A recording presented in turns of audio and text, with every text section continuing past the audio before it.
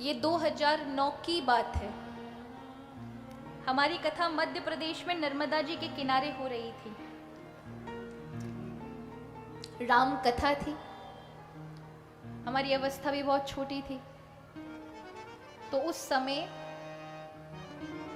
हमारी कथा के प्रथम दिन ही जब कलश यात्रा हो रही थी और कथा में जैसे ही वहां पंडाल में आए तो एक पागल सा व्यक्ति जिसका पैर लड़खड़ा रहा है और कपड़े भी सही नहीं हैं, भाग भाग करके सारी सेवाएं कर रहा है। प्रसाद लाना और किसी को कुछ चाहिए तो वो देना।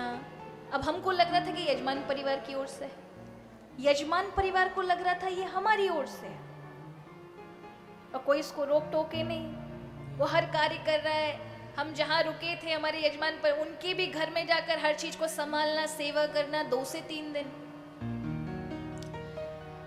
अब हमको लगा कि ये व्यक्ति इस परिवार का बहुत अच्छा व्यक्ति, देखो रहता विक्षिप्त की तरह, पागलों की तरह है, इसके पैर में भी परेशानी किंतु इतना भाग कर सेवा कर रहा है। हमने यजमान परिवार को उस दिन शाम के समय बुलाकर कहा कि ये व्यक्ति आपका कौन लगता है जो आपके घर में इतनी सेवा दे रहा है, कथा पंडाल में भी सारे टाइम खड़ा होकर सेवा देता है, लोगों को पानी पिलाता है, सब कुछ करता है। तो उन्होंने कहा नहीं वो हमारे साथ नहीं है, हमारा तो कोई नहीं, वो आपके साथ है, आपकी टीम में। मैंने हमारी टीम में कौन कैसे हो सकता है, वो हमारी टीम में है ही नहीं। और जब हम देख ऐसा हमें आश्चर्य हुआ कि व्यक्ति है कौन, एक बार बुला के लेकर आओ, तो वो व्यक्ति गायब था ही नहीं। और पूरे 6 से 7 दिन हमारी कथा हुई, नहीं दिखा वो। हमको बड़ा आश्चर्य हुआ, हमारे हृदय बड़ी ग्लानि हुई। पर कुछ दिन बाद एक संत महात्मा के द्वारा हमको पता चला कि आपकी कथा में श्री हनुमंत लाल विराजमान हुए। और वो सिद्ध महात्मा जी ने जब बताया तब हमको बड़ा कष्ट हुआ कि हमारे यजमान परिवार ने खूब सेवा कराई उनसे, अनजाने में ऐसा अपराध किया। और ऐसे ही वेशभूषा से हनुमान जी महाराज आते हैं, ऐसे ही वेशभूषा से। कई ऐसे महात्माएं हैं जिन्होंने साक्षात में राम कथा के मध्य हनुमान जी का दर्शन किया है। अनसुईया आश्रम चित्रकूट के एक महात्मा जी, प्रतिदिन उनके यहाँ एक बानर आता था। वो सुबह 4 बजे माला लेके बैठते थे तो पर्वत से उतर कर आता था, और सत्य घटना है ये। तो उस समय आज से 10-20 वर्ष पहले इतना ज्यादा कुछ व्यवस्था नहीं थी, तो वो बाहर से जो कुछ मिल जाता था महीने भर की व्यवस्था करते थे। तो वो बंदर आकर उनका टिक्कर जो बनाते थे वो प्रतिदिन लेके जाता था। एक दिन जब आश्रम में आटा नहीं बचा तो उन्होंने कहा कि तुम रोज तो लेने आते हो, हम क्या भूखे मरे, हमारी व्यवस्था कौन करेगा? अगर तुम्हारा भी हम ध्यान रखेंगे तुम्हारा तो भजन बंद हो जाएगा।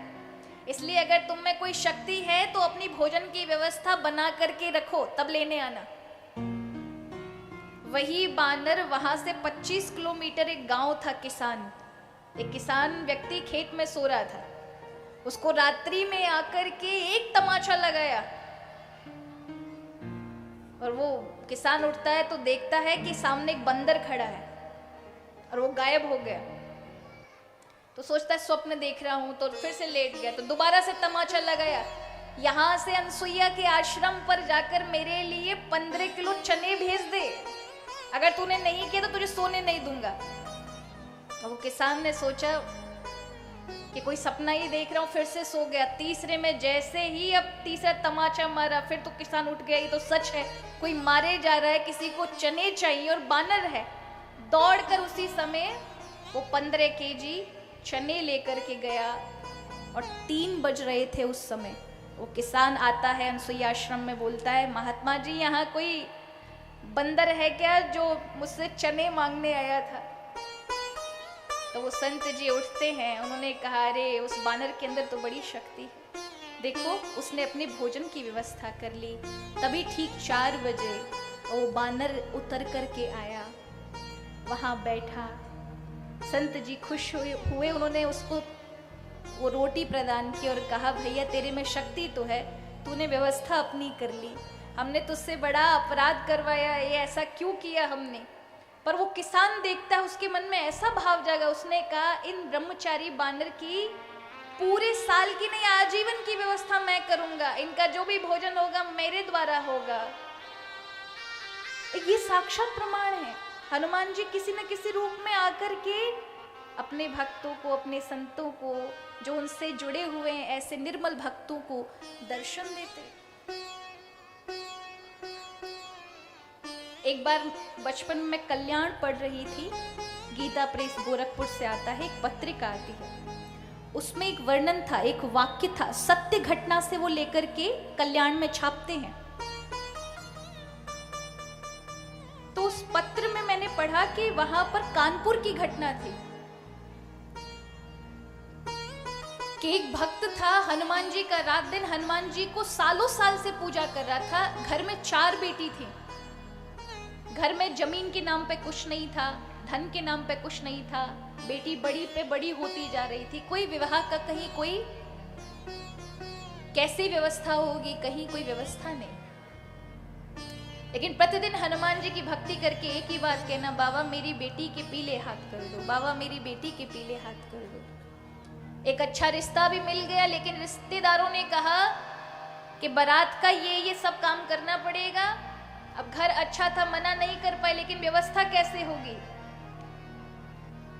और जिस दिन बारात का सिर्फ एक ही दिन शेष था, कथा तो उन्होंने बहुत बड़ा विस्तार में बताया, किंतु मैं आपको केवल साधारण रूप से कहूं कि जिस दिन एक दिन पहले जब बारात की व्यवस्था होनी थी, घर में कुछ भी नहीं था, उसी समय देखा कि एक बानर आया है जिसके हाथ में रूमाल में कुछ है और उसने आंगन में कुछ डाला।